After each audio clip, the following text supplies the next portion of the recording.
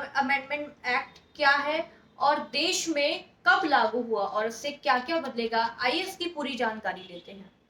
CAA नागरिकता संशोधन कानून 2019 में 3 पड़ोसी देश पाकिस्तान, अफगानिस्तान, बांग्लादेश के उन अल्पसंख्यकों को भारतीय नागरिकता देने का रास्ता खोलता है जिन्होंने लंबे समय से भारत में शरण ले रखी है।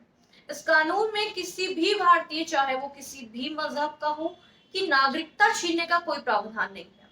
मुसलमान या किसी भी धर्म और समुदाय के लोगों की नागरिकता को इस कानून से कोई खतरा नहीं है।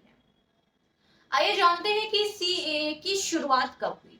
आपको बता दें कि सीएए को भारतीय संसद में 11 दिसंबर 2019 को पारित किया गया था, जिसमें 125 वोट इसके पक्ष में आए थे और 105 वोट इसके खिलाफ आए थे, इसके विपक्ष में आए थे। राष्ट्रपति द्वारा इस विधेयक को 12 दिसंबर को मंजूरी दे दी गई थी। नागरिकता संशोधन कानून संसद में पास होने से पहले कैब यानी सिटीजनशिप अमेंडमेंट बिल था। राष्ट्रपति की मुहर लगने के बाद ये बिल नागरिक संशोधन कानून सिटीजनशिप अमेंडमेंट एक्ट में चेंज हो गया। आइए हम ये जानते हैं कि सीएए को लेकर विवाद क्यों हो रहा है।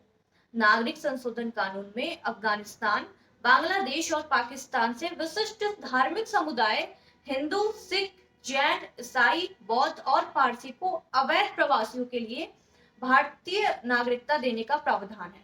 इस पर कुछ आलोचकों का कहना है कि यह प्रावधान भेदभाव पूर्वक है क्योंकि इसमें मुसलमानों को शामिल नहीं किया गया है, जिसके कारण ये विवादों में घिरा हुआ है। आइए अब ये जानते हैं कि सीएए में अब तक मुसलमानों को क्यों नहीं जोड़ा गया है। आपको बता दें कि गृह मंत्री अमित शाह ने नागरिकता संशोधन कानून को लेकर संसद में बताया था कि अफगानिस्तान, पाकिस्तान और बांग्लादेश मुसलमानों का देश है।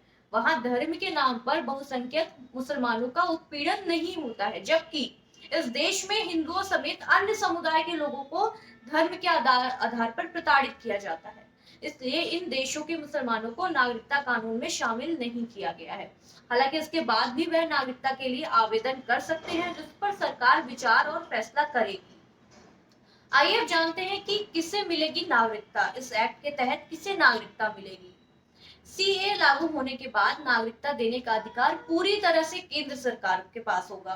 पाकिस्तान, बांग्लादेश और अफगानिस्तान से आए हिंदू, सिख, बौद्ध, जैन, ईसाई और पारसी धर्म के जुड़े शरणार्थियों को भारतीय नागरिकता दे दी जाएगी। बता दें कि जो लोग 31 दिसंबर 2014 से पहले भारत में आकर बस गए हैं, उन्हें ही नागरिकता मिलेगी और इस कानून के तहत उन लोगों को अवैध प्रवासी माना गया है जो भारत में वैध यात्रा दस्तावेज, पासपोर्ट और वीजा के बगैर घुस आए हैं या फिर वैध दस्तावेज के साथ जो भारत में आए हैं लेकिन तय अवधि से ज्यादा समय तक रुक गए हैं। ऐसे ही तमाम खबरों के लिए देखते रहिए न्यूज़ 10 इंडिया।